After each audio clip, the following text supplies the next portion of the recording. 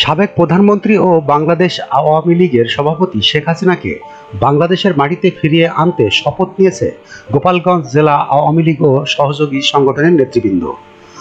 বুধবার ৭ আগস্ট দুপুরে টুঙ্গিপাড়ায় জাতির জনক বঙ্গবন্ধু শেখ মুজিবুর রহমানের সমাধিসৌধে শ্রদ্ধা নিবেদন শেষে নেতাকর্মীদের শপথ বাক্য পাঠ করান জেলা আওয়ামী লীগের সভাপতি মাহবুব আলী খান।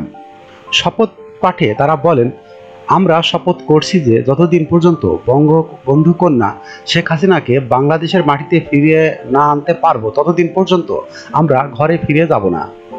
আরও শপথ করছি যে তার উপর ঘটে যাওয়া সকল প্রকার অন্যায়ের প্রতিশোধ দিব। আজ থেকে আমাদের আন্দোলন শেখ হাসিনাকে দেশে ফিরিয়ে আনার। বঙ্গবন্ধুর সমাধিসৌধ ছুঁয়ে এই শপথ করছি।